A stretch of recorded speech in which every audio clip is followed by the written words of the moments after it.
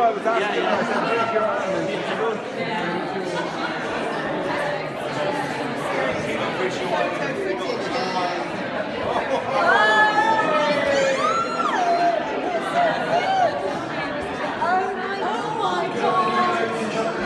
Boys and girls, I hope you can position yourself so you can see the photographs. I'm going to strict instructions from the group to respect the fact that we have with us today a very diverse audience. He's known me for 26 years now and should definitely know better than to tell me what to do. I thought it might be nice to begin by explaining how Bard has been, without doubt, the most influential force in my life to date. More so than my parents, my wife, or even the most inspiring of my many teachers. Let me take you back to Saturday the 6th of August 1996, Britannia Royal Naval College, passing out ball. Picture a beautiful summer's evening, ceremonial uniforms and ball gowns. My girlfriend had been unable to attend, so my best friend and his brother offered to step in. That's a shovel. Given their strict naval upbringing and pedigree, I was utterly convinced that I had chosen the perfect guest to help advance my naval career. My hard-earned training record had been rewarded with the most prestigious of deployments. HMS Peacock, Hong Kong, 1997 handover.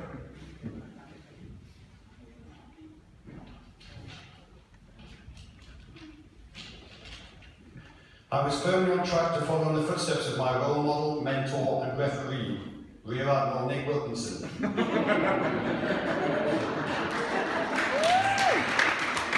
What better way to impress the Commandant of the Training College, Commodore Marston Smith, than to subtly enlighten him as to the circles I was now mixing in.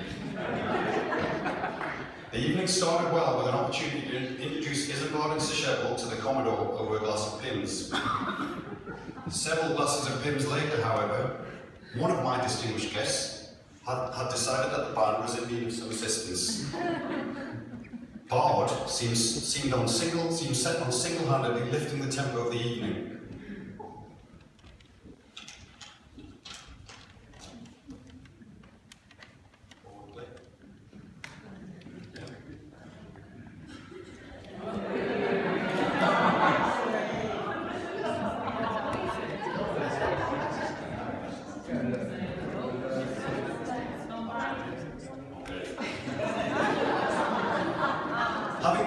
Having completed a solo on the drums, he was now getting stuck into a couple of riffs on the electric guitar. Yeah, but I couldn't find a lick for it on the electric guitar. The Master at Arms, who had seemingly been quite content with the tempo, quietly ushered me into a side room for a firm debriefing. Admiral's sons or not, I was to bring my guests under control before they were evicted from the base. Just as I was finishing my apologetic salute, the door burst open, knocking over the Master at Arms. Thankfully unhurt, he staggered back to his feet and regained his composure, only to be eyeballed by a young bard demanding his name, rank and number.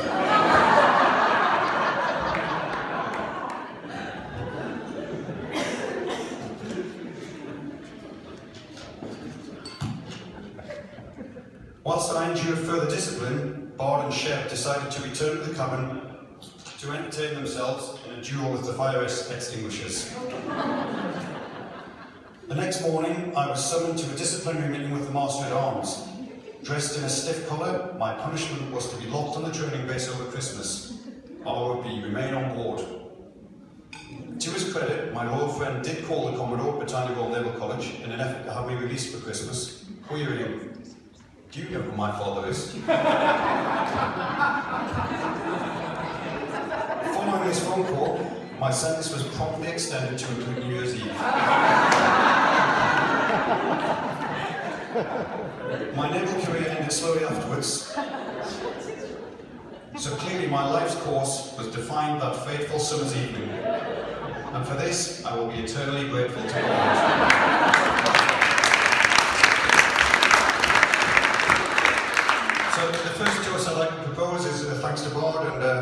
for prematurely ending my naval career.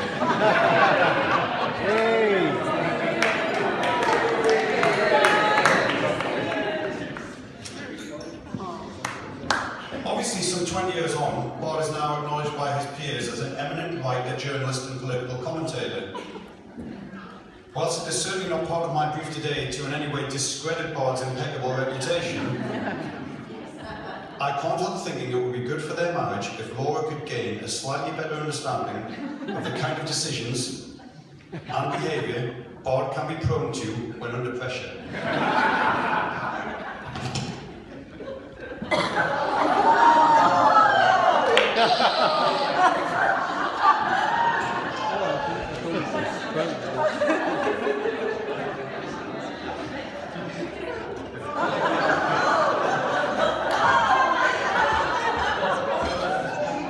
Okay, for the next part of the speech,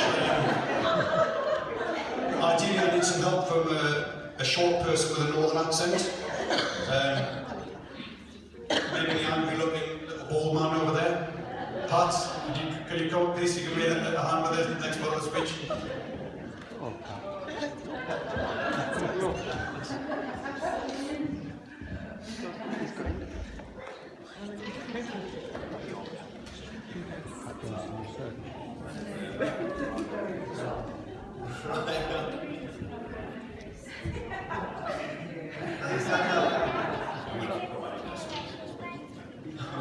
So as you might, maybe you can see, I'm Ant, he's dead. The small one. And we'd like to welcome you to a special edition of Ant and Dead's Saturday Night Takeaway.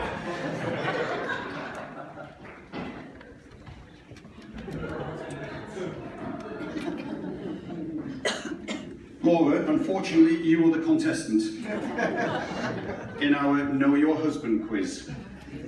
The way it works is we present you with 8 testing questions, testing scenarios that Bard has faced in his life. For each of these scenarios, there are 3 possible reactions. Quite simply, we need you to think carefully and select option A, B, or C.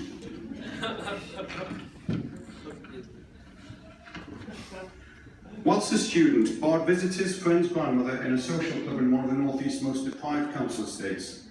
After a game of bingo, he and his friends are invited back to the 90-year-olds for a Sunday roast. Bard is wearing torn jeans and looks unkempt with long, tatty hair, as was the fashion in the day. Bard is offered £5 when he leaves, on account of him looking dishevelled and poor. Does he A, decline the offer and counter with a small gift as a token of his appreciation? The Geordie accent, yeah? Geordie accent, yeah. Decline the offer. C, take a £5 from the dear old lady in the most deprived council estate in the northeast. C? C.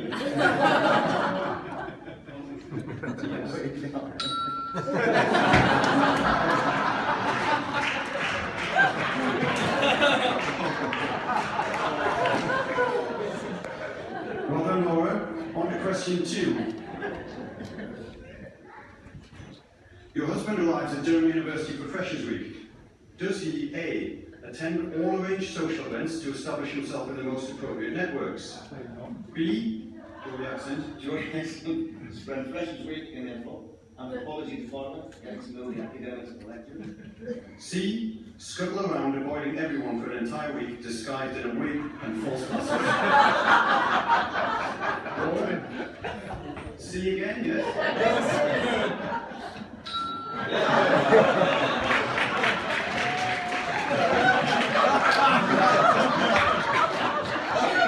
Question 3. Your husband was chef. Oh, sorry, chef's I run away. Your husband and his brother need an authentic photograph. Actually, Shep warned me not to tell this story. Of a Muslim woman in a mosque wearing traditional dress, including a burqa. Does he A, delicately enter into negotiations with a local elder and suggest a donation for being allowed to take an appropriate photo of his wife or daughter? B, enter into more sensitive direct negotiations with a local woman? or C, find a traditional burqa to wear and pose whilst his brother takes a photograph?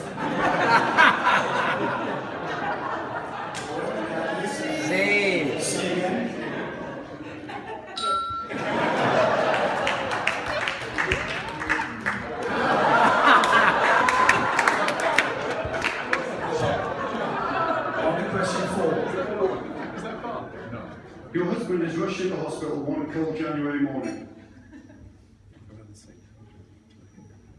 Oh, hang on. Oh. Technical fault. Yeah.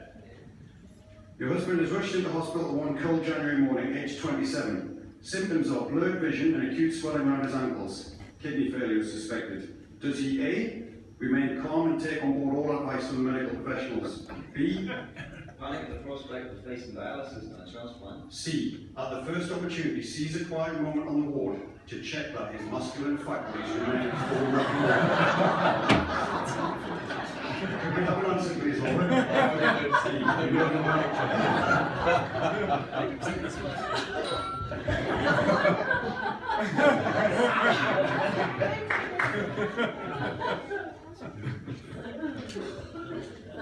We're making good progress on question 5.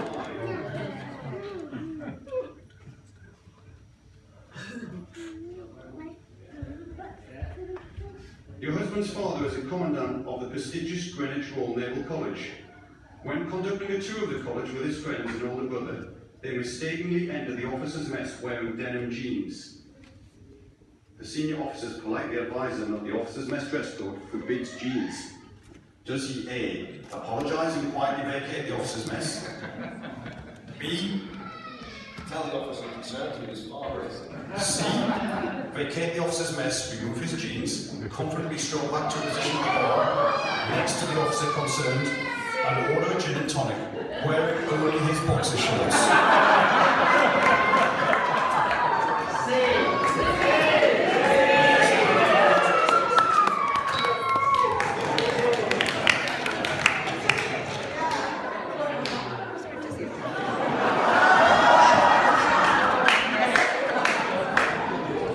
Question 6. As a dad, you do very well over here, very well. I think that's 100% very good. You clearly know Bart very well. As a die-hard Europhile, Bart decides to take a gap year to enhance his future career prospects. Gap year in France. Does he discuss with his tutor and apply through Erasmus for a formal study year in Paris? Or B, Contact the French university independently to decide upon a course that will best help develop his language skills whilst offering unique life experience? or C, Skype his anthropology lectures, evade his tutors and friends for 2 terms, and disappear to the Hard Rock Cafe in Paris to work as a barman?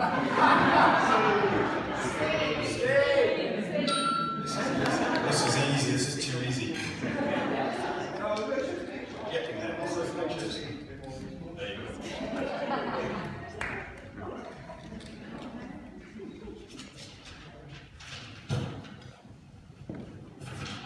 Question 7. Only 2 more. 100% record. Your husband's grandmother is entertaining respectable guests at Castle Dollard. He returns from swimming naked in the local lake and is told in no uncertain terms by his grandmother to dress appropriately in front of the guests. Does he A, take a shower, shave and dress in a semi-formal manner appropriate to the surroundings and guests? B, Leave his grandmother to entertain the guests and retire to his room? C, retire to his room to return or dress only in a simple sock before returning to entertain his grandmother's respectful guests?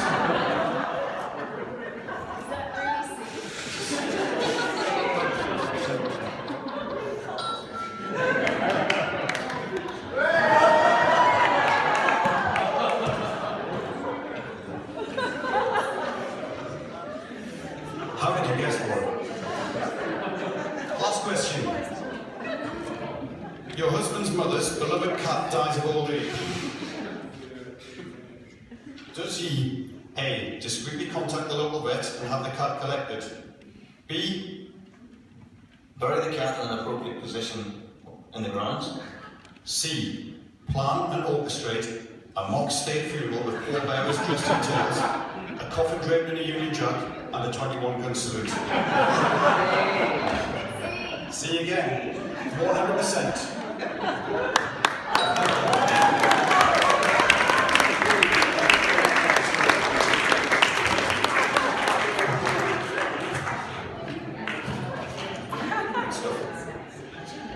Thanks, Dick.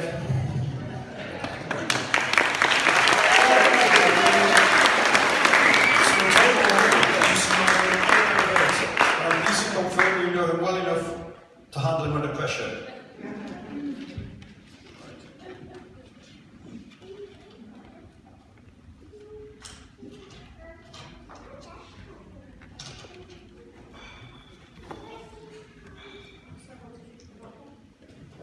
So for those of you who don't yet know Bard as well as some of us, it would be unfair of me to leave you with the impression that he's just some kind of jester who likes to get naked in front of camera at every possible opportunity. To close out my speech, it's only right that I leave you with a slightly more balanced view of the group. A more sentimental mood, please.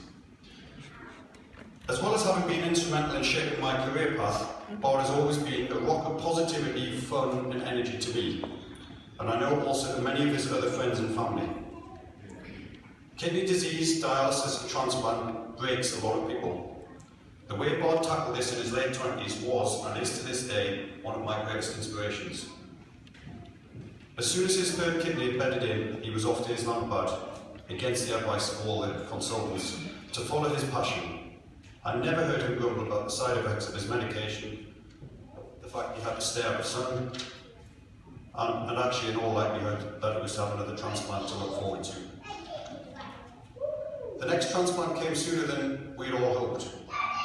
Once again, Bard slipped off to Ireland to live a simple, wholesome lifestyle, but I also can't help think so as not to be too much of a burden on his friends and family. Dialysis was tough this time.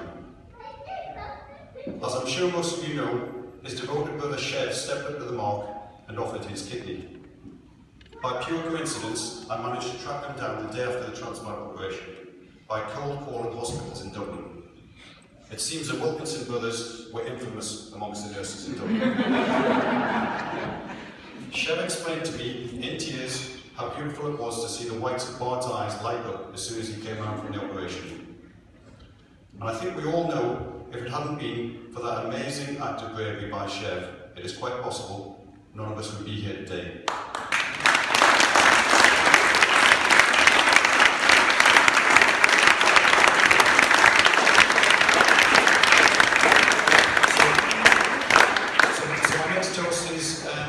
To Chev. If we can all be able to stand and please toast to Chev.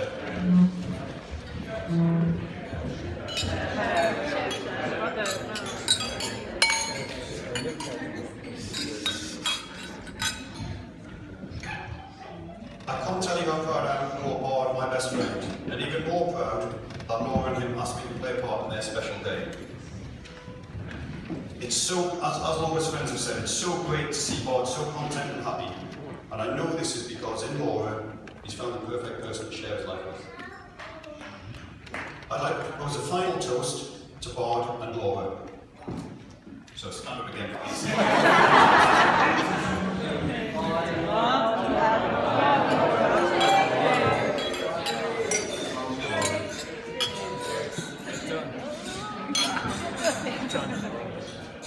And finally, if you all sit down, please. That's a last toast, I promise. I'd like to close out my speech with some modern day telegrams from a few people who couldn't make it. So if you could just turn to the screens, please, and I think we'll try and get the volume right here. I'll be amazed if this works.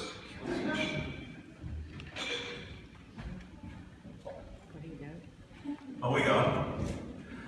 Excellent. Hello, Southern Wedding people. Graham here. I've been asked by Dr. Baggett to add some sparkle to his tedious best man speech. I would like to take the opportunity to congratulate Bard and finally finding someone to marry him. I'm reading this, by the way. Sorry he couldn't be there. The invite must have got lost in the post. But joking aside, both Susie and I would like to wish you both the very best of luck and look forward to welcoming you to our beautiful guest house at Banbury.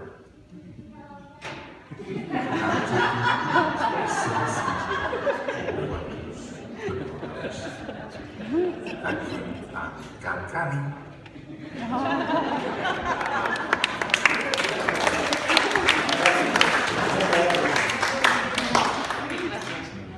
Right. Oh, hi, Bard and Laura. We're very sorry that we haven't been able to come, but we wish you all the best and please don't make too many mistakes, which Bard will probably do anyway. I've arranged for a blue plaque to be put on the Lismore's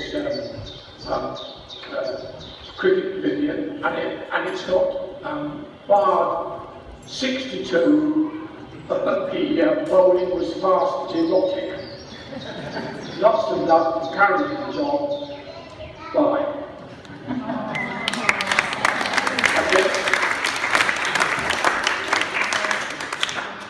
And I think it's all down to you now, Bod.